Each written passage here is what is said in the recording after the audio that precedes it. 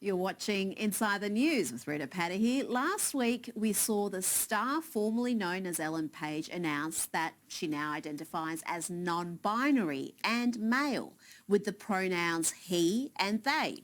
The Oscar-winning actor came out as a lesbian in 2014 and is married to a woman, but is now considered a heterosexual male. Indeed, within hours of the self-identification announcement, Ellen all but disappeared and Elliot, a married male actor, took over.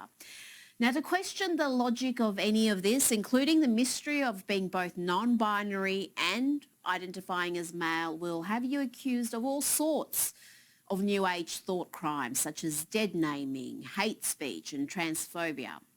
Indeed, questioning any of this trans ideology may be illegal shortly with some hefty penalties. To be honest with you, I really couldn't care less. If a Hollywood actor wants to identify as a male, they can identify as a pixie, a teapot or a pansexual panhandler for all I care. At the end of the day, Paige is 33 years of age and can do whatever they think will make them happy. But to criminalise any questioning of the trans activist agenda and to encourage confused children as young as 10 to begin treatment that has serious lifelong consequences is a different matter entirely. Those are issues that deserve great scrutiny and discussion, though that comes with significant cost, as writers such as J.K. Rowling, Suzanne Moore and Abigail Shrier have found out. All have been subjected to vile abuse, threats and reputational damage for stating widely held views on gender, womanhood and women's rights.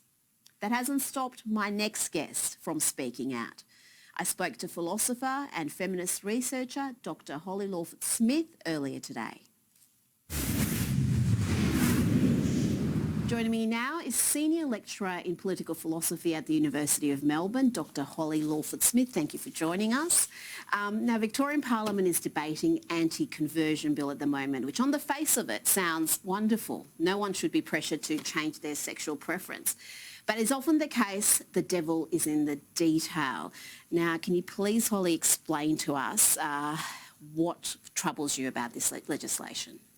So I think the main thing is that they've rolled sexual orientation and gender identity together when there's virtually no evidence of change or suppression practices on the basis of gender identity, and the fact that they're introducing 4 new crimes and setting up a commission to investigate and mete out punishments for these crimes.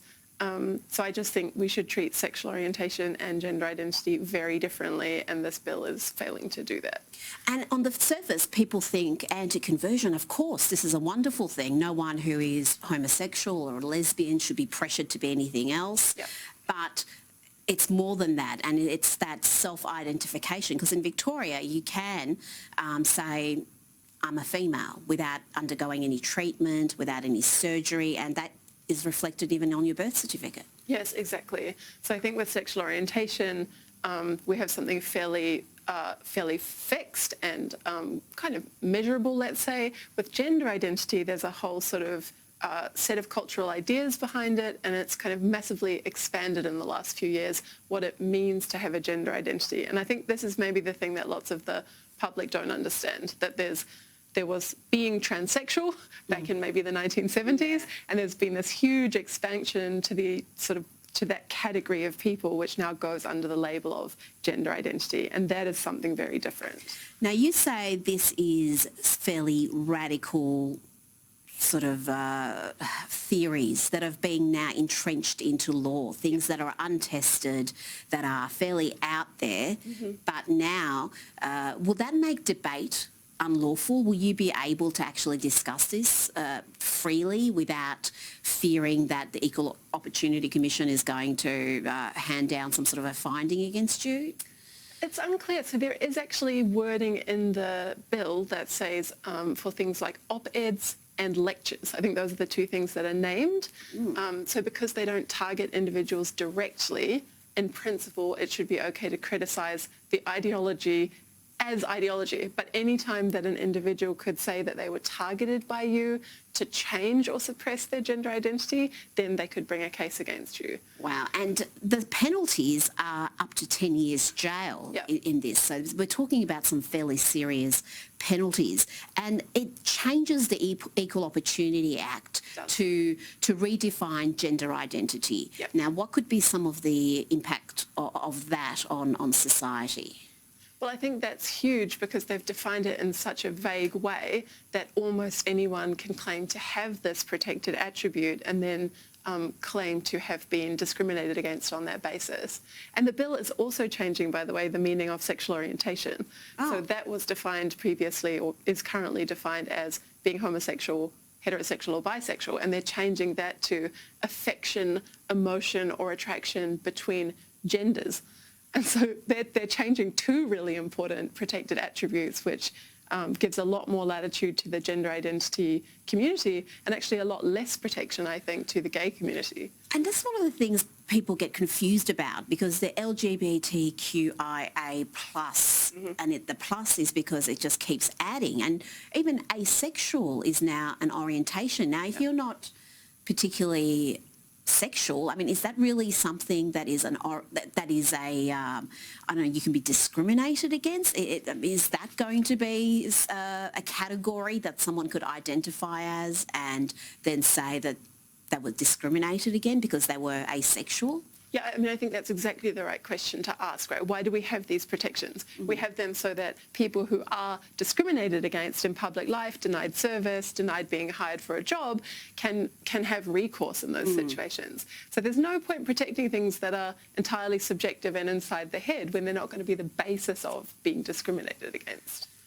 This is just, I mean, so many people just think this is just crazy stuff that won't happen because it's so out there. Yep. Surely saner minds will prevail. Yeah. But we are seeing it happen, and we've already had a case that's been reported in, we don't know which state, but a state of Australia where a child's been removed from the family home because at the age of 15 the parents weren't supportive of their self-declared transgender identity and did not want that child to undergo some fairly powerful hormone treatment. Yeah. Now, will this legislation have an impact on that? If you've got a child who's confused and says, I'm born in a male body but I'm a female, if you don't support them and their transition, having procedures and treatments at a young age, could parents find themselves in breach of these laws? Absolutely, and there's an example in the bill actually. They've used the example of an adult child failing to support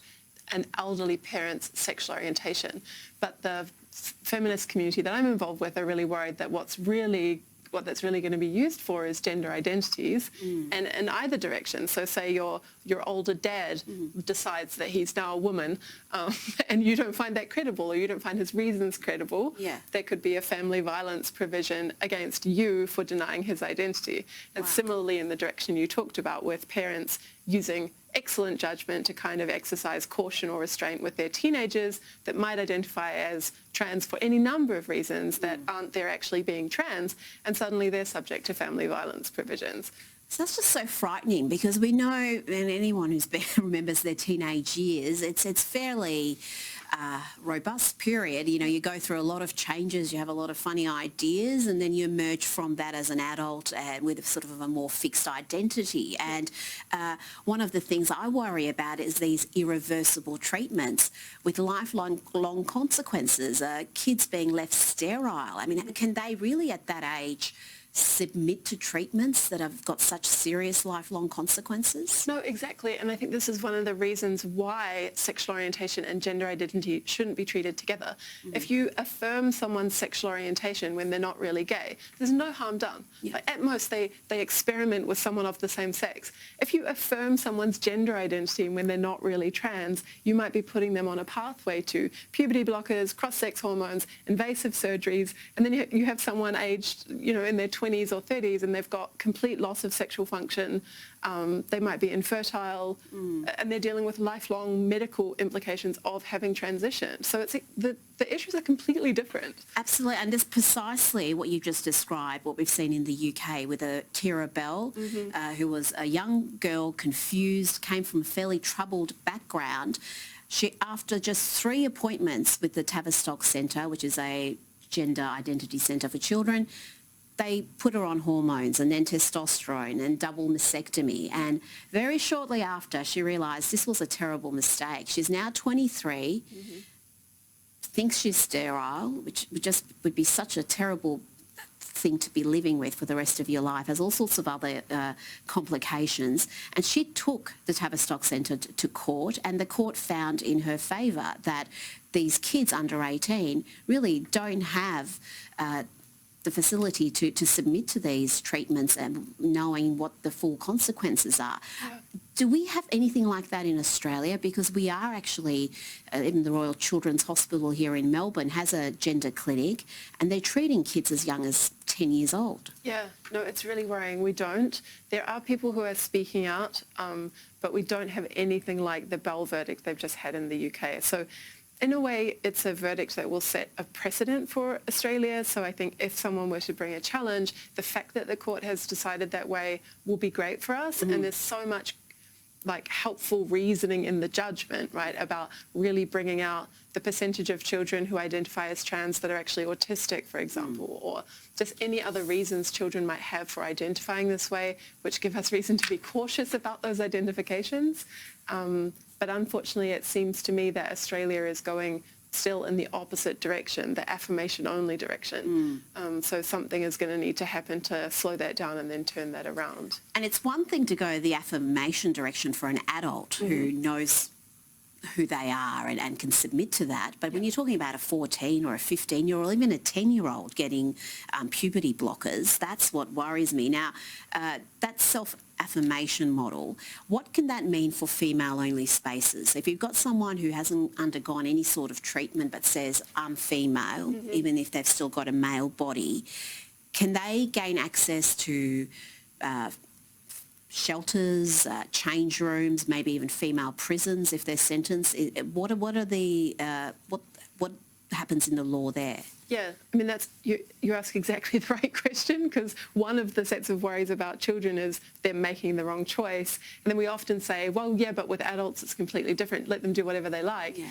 But I think an assumption that often comes along with that is let them do whatever they like, and now if they identify as women, they should be treated as women for 100% of the time in all the cases. And so feminist groups, the kind of groups that I'm involved with, they're pushing back on things like, for example, you have a women-only rape shelter or domestic violence service. And we think that interests that those kinds of spaces serve for women will be compromised by being mixed sex on the basis of self-identification. And this kind of tension shows up in a range of spaces. So sports is another really good example. You have... Well, there's just a disadvantage there is that men are stronger and faster. So if they start competing in women's sport, they're going to win everything. Exactly, and they are. That's happening in various sports around the world. Yeah. And so we think that's really unfair.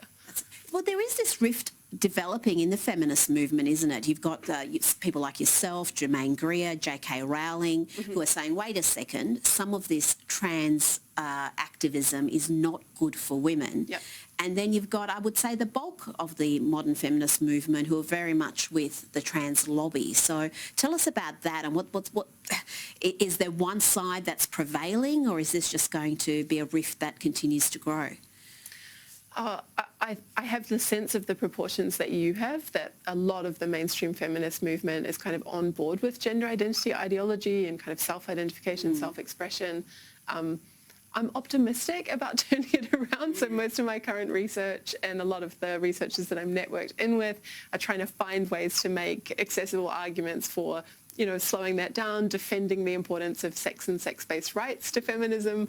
But I think it's going to be a really big, hard battle because it's gone so far. It has. I think you've got by far the bulk of the community with you, the mainstream opinion, but in that academic, media, political activist space. That's, I think, where you struggle. And there is so much deplatforming and really vicious attacks against women who say, wait a second, just this doesn't make sense, or this is not a healthy way to go. Tell us about what you've copped. You've been banned from Twitter. That just seems insane, given some of the things I see on that platform. What were you banned for? They don't actually tell you, but they introduced a new policy that included misgendering, dead naming. So dead naming is if, say, you mention Bruce Jenner's name, I just dead named him because it's now Caitlyn Jenner. Yeah, so him. misgendering.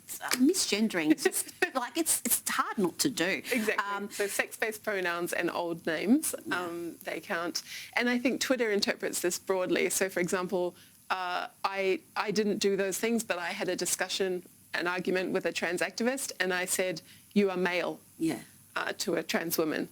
And they obviously counted that as misgendering, even though it's a biological sex term, and I got a 1-week ban for that. Because that is this gender and sex. Yeah. But that's becoming, again, They've confused now. They meshed them together. We can talk about this all day. Dr. Holly Lawford-Smith, thank you so much for joining us. I hope you join us again soon. Thanks.